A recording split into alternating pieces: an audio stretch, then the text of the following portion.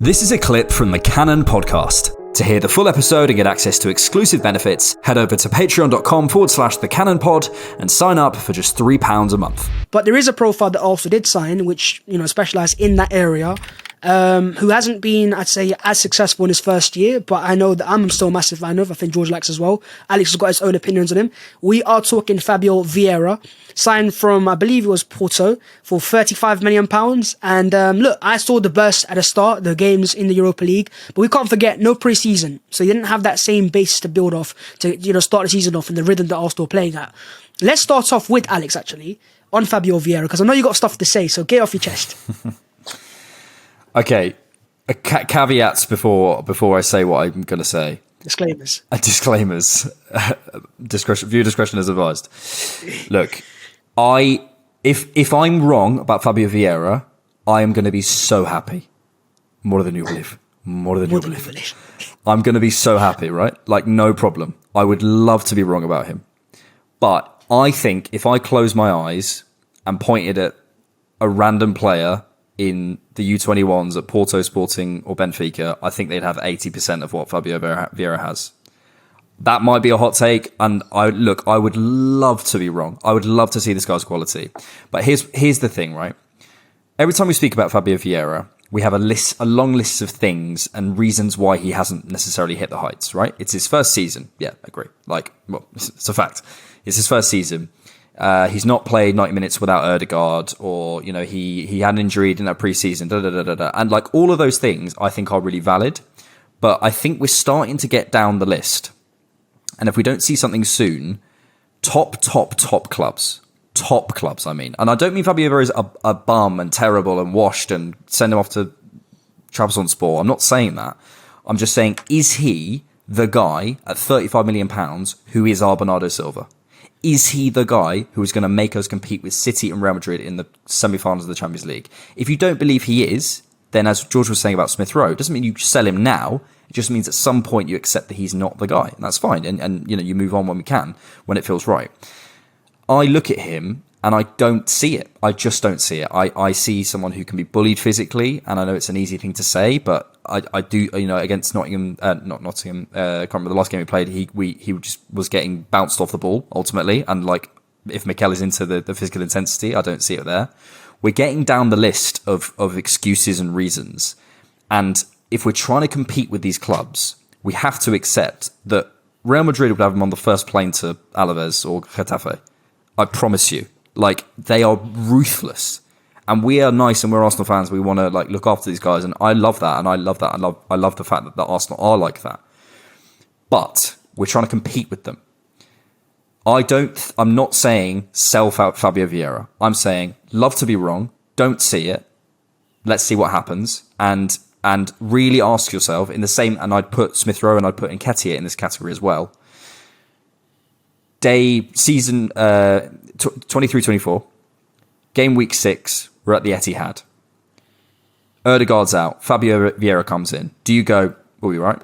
No, you go, and we have to get to a point where if KDB's out, they bring in Gundogan and Bernardo Silva into that role, and they don't have that crazy drop-off.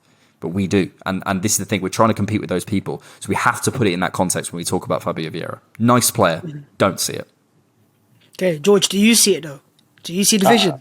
I have seen the vision for a while. I think I've been a Fábio Vieira fanboy since his U17 World Cup. I've wanted him for a while. Long time, No, in all seriousness, I think you have to ask yourself, does Fábio Vieira carry a unique quality that is not found in the squad? I would argue he does. I don't believe that there's anybody in the squad with his variety of half-space crossing. I don't think that there's anybody in the squad with his consistency of final action. Has he shown it enough physically? No. I think I'm the first one to admit. I'm often quoted as a P&P merchant on Twitter. So I'm really well aware of what his qualities are. But I think when you start to ask questions, and especially if you want the Alex suggestion of Caicedo at right back, what profile of midfielder do you need ahead of that to make it work as a system? I don't know if it's quite Ødegaard. It does lead to a Maddison, a ESR, a Fábio Vieira. And then the questions start to ask, are a midfield dynamic about to be switched? How do you fit these players in? Sometimes when you find a player, by the way, and when you've got a player recruitment, changes in terms of maybe having a Caicedo at right back as opposed to a Ben White at right back makes all the difference in terms of what kind of symmetry that midfielder requires. And I think that the big questions that you've got to ask yourself, for me at least fundamentally, are, do you see this player in 2 years becoming an asset to the squad? And in the meantime, does he still offer you something that no other player in the squad does? For me, it's a yes. I don't think that we've got somebody with a half-space crossing ability of Fábio Vieira, and I actually don't think that's a weakness in the squad in general. If I'm trying to look at other areas of the pitch that we can access in an attacking kind of pattern way instead of cutbacks, I don't think we use half-space crossing enough. In fact, we have the quality to do it. We don't. We've seen Saka do it once or twice back post with Oba, but that was not something that I've seen us do, and it's going to be really important when we face more low blocks that we've got a player to do that. Now, do I see him doing it ahead of other people? That's the question that I think we need to see answered. And I think when you talk about Fábio Vieira, the one thing that I do have in terms of a benefit to him, he's not had a preseason. He's never left Porto. When you talk about reasons about whether a player can adapt or not, the one thing that makes me believe that Fábio Vieira can adapt is his intensity in the final action and his quality there. I think that's what Mikel sees. That's what I saw originally. It's what made him a really interesting option. Do we change our midfield dynamics to support that? For me, adding a certain Caicedo combo supports the use of these players a lot more than what we've seen right now. So if you believe that that is the direction of the club, that we're going with that type of midfielder, even if the names aren't true, then you start to open yourself up to a little bit more adventure and creative freedom in your number 8s. If you don't believe that's the case, then yeah, you probably believe that Fábio Vieira doesn't have a place in the squad because he is a little bit more geared towards a final third impact player as opposed to maybe a second phase midfielder.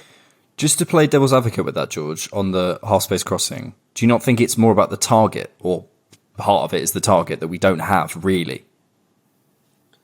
I mean, I think it plays a factor in terms of, obviously, you don't have a large number 9, but again, I would probably also ask, I think that's one of Mikel's greatest wants. Like, is that going to be something in the future that you can see Mikel recruiting or wanting to recruit? I would say unequivocally yes. And so then you start, I think my biggest retort to the Fábio Vieira is he doesn't fit what you're seeing now. But if you're asking me, can you see a right back inverted along with a tall center forward being something in your 23-24 team of dream? I think a lot of fans would say yes. And then that half-space crossing does become huge. I think it can become a lot better with Martinelli, by the way. I don't think we access that enough. And I think that's not just Fábio Vieira. I think that's Martin Odegaard as well. I think our team doesn't release them enough to find that half-space crossing. But generally, I think it's a profile that we're missing in the squad. And I think that's going to be a demand next summer if we don't get it this summer. A lot of Arsenal fans will want it in the future. So then it becomes a skill that you need. And whether that's Fábio Vieira or not, we need to recruit that, because I think that if we continuously rely on cutbacks, you're limiting yourself to the flexibility in attack. So that's kind of where I stand on. Maybe not now, but in the future, I really think that's going to be a beneficial skill. Thanks for checking out the Cannon Podcast. To get full episodes and access to exclusive benefits, head over to patreon.com/thecannonpod and sign up for just £3 a month.